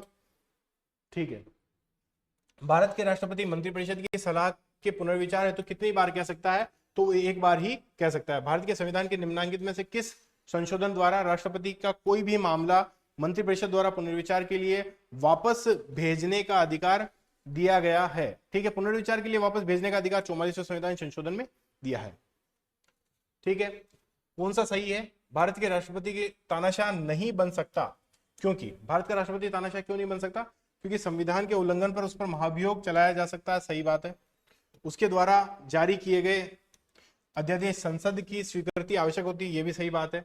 आपातकाल की उद्घोषणा के लिए संसद की स्वीकृति आवश्यक होती है, ये भी सही बात है। उसे मंत्रिपरिषद की सलाह से काम करना होता है, ये भी सही बात है। परंतु इसमें आंसर क्या होगा फिर, तानाशाह नहीं बन सकता। ठीक है, क्योंकि जो है वो एक एक नंबर का आंसर ले लो एक तो, ठीक है। और मंत्री परिषद की सलाह से काम करना वाला भी हम ले सकते हैं। अध्यादेश को संसद से स्वीकृति, ये तो वैसे भी सलाह से लेता है, ठीक है। तो ये इसमें एक और चार आंसर होगा, ठीक है। फर्स्ट वाला तो होगा ही, ओबीसी बात है कि संविधान का जैसे ही उल्लंघन करेगा तो उसके खिलाफ महाभियोग लाया जा सकता है, ठीक है। निम्नांकित में से किस विधेयक पर संसद की पूर्व स्थापना, पूर्व राष्ट्रपति और पूर्व सहमति आवश्यक है? तो धन विधेयक के सीमा परिवर्तन के लिए, संविधान संशोधन विधेयक के लिए, वित्त विधेयक के लिए, और संविधान संशोधन विधेयक पूर्व सहमति के लिए किसकी, सीमा में परिवर्तन जो है उसके लिए पूर्व सहमति आवश्यक है, बाकी किसी के लिए जरूरी नहीं है, ठीक है। धन विधेयक वाली जो बात है वो भी इसी में ही है, ठीक है। कौन सा विधेयक, कौन सा विकल्प धन विधेयक के संबंध में राष्ट्रपति के पास में मौजूद नहीं है? वो उसको पुनर्विचार के लिए वापस नहीं भेज सकता, ठीक है। संशोधन की सिफारिश कर सकता है, देखो अनुमति दे सकता है, अनुमति रोक सकता है, केवल एक और दो। कौन सा विकल्प नहीं है? ठीक है, तो एक और दो तो विकल्प है, एक तीन और चार नहीं है, तो आंसर होगा एक और तीन। भारत के संसद द्वारा पारित किस विधेयक धन विधेयक के अतिरिक्त पुनर्विचार हेतु लौटाने के लिए राष्ट्रपति को दी गई समय सीमा है? कोई समय सीमा निर्धारित नहीं है धन विधेयक के अलावा, ठीक है। किनकी नियुक्ति राष्ट्रपति के द्वारा की जाती है? तो वित्त आयोग की के अध्यक्ष की नियुक्ति की जाती है, योजना आयोग के उपाध्यक्ष, संघ राज्य क्षेत्र के मुख्यमंत्री की नियुक्ति, ठीक है। संघ राज्य क्षेत्र के मुख्यमंत्री की नियुक्ति भी उपराज्यपाल के द्वारा राष्ट्रपति के बाद में ही की जाती है, तो इसमें आंसर एक और तीन हो सकता है, ठीक है। बाकी एक तो है ही सही। राष्ट्रपति की शक्तियां, कार्यपालिका विधायिक शक्तियां होती है, न्यायिक और वित्तीय शक्तियां भी होती है, आपातकालीन और सैनिक शक्तियां भी होती है, परंतु राष्ट्रपति शासन और प्रतिरक्षा शक्तियां नहीं होती है। तो इसके अंदर तीन को काट दो, एक दो तीन आंसर होगा। भारत के गणतंत्र दिवस में सशस्त्र सेनाओं का सलामी कौन लेता है? तो भैया राष्ट्रपति लेता है। भारत के संविधान के कौन से अनुच्छेद में राष्ट्रपति और उपराष्ट्रपति के बारे में बात करते हैं? तो अभी हमने देखा था 52 से 73 नंबर के आर्टिकल। राष्ट्रपति के पद शासकीय प्रणालियों के किस संयोग को चरितार्थ करते हैं? तो संसदीय प्रणाली तो है भैया हमारे यहाँ पर, गणतंत्री भी है कि हेड ऑफ द स्टेट जो है वो अप्रत्यक्ष रूप से चुना हुआ है। संसदीय इसलिए है क्योंकि कार्यपालिका जो है वो संसद के प्रति उत्तरदायी है। गणतंत्रीय है, लोकतंत्रीय भी है, संघीय भी है और संसदीय भी है, परंतु अध्यक्षात्मक नहीं है। अध्यक्षात्मक तो अमेरिका की होती है, तो भारत में ये है नहीं, ठीक है। सुमेलित कीजिए राष्ट्रपति के निर्वाचन हेतु निर्वाचक मंडल। तो ट्रिक लिख लो, S square, NRP, Yo Yo, IP, ठीक है। तो निर्वाचक मंडल कहां पर है? ये 52, 53, 54 में, 54 में निर्वाचक मंडल, एक में चार, ठीक है। राष्ट्रपति के निर्वाचन है तो योग्यता कहां पर दी हुई है? तो योग्यता है 53, 54, 55, 52, 53, 54, 55, 56, 57, 58 में, 58 में योग्यता दी हुई है, यानी कि बी में एक, बी में एक आंसर आ गया ये, ठीक है। यानी कि सी में दो है। राष्ट्रपति पर महाभियोग जो है वो 56 में वर्णित है क्या? 52, 53, 54, 55 और 56, यहां पर क्या है? पदावधि। और पदावधि में मैंने 4-5 बातें बताई थी, जिसमें एक कहा था कि 5 वर्ष की पदावधि होती है, ठीक है। इसके अलावा मैंने ये कहा था कि जब वो उसके खिलाफ महाभियोग पारित हो जावे, जब वो त्यागपत्र उपराष्ट्रपति को दे देवे, जिसकी तुरंत सूचना जो है आपके लोकसभा अध्यक्ष को दी जानी चाहिए। तो ये तमाम सारी बातें हमने कहां पर पढ़ी थी? आर्टिकल 56 में भी पढ़ी थी। महाभियोग की बात 56 में है, और राष्ट्रपति पर महाभियोग के आधार पर संविधान का उल्लंघन का जो आधार है वो 61(1) में हमने पढ़ा था। तो डी में 3 आ जाएगा, यानी कि आंसर इसका ये हो जाएगा, ठीक है। इसको सुमेलित कीजिए। निर्विरोध निर्वाचित कौन है? तो नीलम संजीव रेड्डी निर्विरोध निर्वाचित है। और द्वितीय मतगणना में वीवी गिरी हुए थे। 2 कार्यकालों के लिए निर्वाचित राजेंद्र प्रसाद साहब हुए थे, और जाकिर हुसैन की पद पर रहते हुए ही मृत्यु हो गई थी। तो बी में 4, ये आंसर हो जाएगा। ए में 3, बी में 4, सी में 2, ठीक है। भारत के राष्ट्रपति के पास में कौन सी वीटो शक्ति है? पूर्ण शक्ति, पॉकेट वीटो, निलंबित वीटो, सारी की सारी है, एब्सोल्यूट, सस्पेंसिव और पॉकेट वीटो, ठीक है। ये इस बार का आरएस का प्रश्न है कि राष्ट्रपति के चुनाव के संबंध में से कौन सा कथन गलत है, ठीक है। तो मैंने आपको जिस प्रकार से वो जो बेयर एक्ट दिखाया था, तो बेयर एक्ट की लैंग्वेज यहाँ पर लिखी हुई आपको मिलेगी कि भारत के राष्ट्रपति के एक निर्वाचक मंडल के सदस्यों द्वारा किया जाता है, जिसमें कि संसद के दोनों सदनों के निर्वाचित सदस्य शामिल होते हैं, और राज्य विधान मंडलों के राज्य विधान सभाओं और विधान सभा वाले केंद्र शासित प्रदेशों के निर्वाचित सदस्य शामिल होंगे, तो 100% सही है। मनोनीत सदस्य शामिल नहीं होते हैं, और यहाँ पर भी मनोनीत सदस्य शामिल नहीं होते, और अन्य यूटी के भी सदस्य शामिल नहीं होते। ठीक है, विधान परिषदों के भी सदस्य शामिल नहीं होते। ठीक है, निर्वाचक मंडल में प्रत्येक सदस्य के लिए वोट का मूल्य 1971 की जनसंख्या जनगणना के आधार पर तय किया जाएगा। यह तब तक जारी रहेगा जब तक 2026 में पहली जनगणना नहीं प्रकाशित होती है। सही बात है। चुनाव की एकल संक्रमणीय माध्यम से आनुपातिक प्रतिनिधित्व के आधार पर आयोजित होगी। कौन सा शब्द मिस है यहाँ पर? गुप्त मतदान के द्वारा होगा। ठीक है, तो ये भी सही है। किसी राज्य के विधानसभा के प्रत्येक निर्वाचित सदस्य उतने ही मत होंगे जितने की 100, यहाँ पर 100 शब्द है क्या? मैंने बताया था कि 1000 शब्द हैं। यहाँ पर 1000 के गुणित भागफल में हो उसकी जनसंख्या विधान मंडल में होगी। कहने का मतलब है यहाँ पर जो है वो राज्य की कुल जनसंख्या होगी, राज्य की कुल जनसंख्या होगी डिवाइड बाई जितने भी निर्वाचित सदस्य है। ठीक है, जितने भी निर्वाचित विधायक है, जितने भी निर्वाचित सदस्य हैं उसका भाग दिया जाएगा। तो राज्य विधानसभा के निर्वाचित सदस्यों का भाग दिया जाएगा इंटू 1/1000 पढ़ा था अपन ने, ना कि 1/100। ठीक है, तो ये गुणित और भागफल वाला जो शब्द है वो एम लक्ष्मीकांत में नहीं दिया हुआ, वो बेयर एक्ट में ही दिया हुआ है। तो हमको बेयर एक्ट जरूर पढ़ने चाहिए, वो इस क्वेश्चन से पता चल रहा है। ठीक है, इसके साथ में आपके राष्ट्रपति वाली क्लास कंप्लीट होती है। तमाम सारे आर्टिकल अपन ने देख लिए, पीवाईक्यू देख लिए, और राष्ट्रपति के टॉपिक को 360 डिग्री से जो भी कुछ हो सकता था इसके अंदर वो सब कुछ कंप्लीट कर दिया है।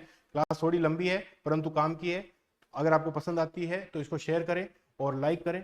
ठीक है, धन्यवाद आपका क्लास देखने के लिए। आपका दिन शुभ हो।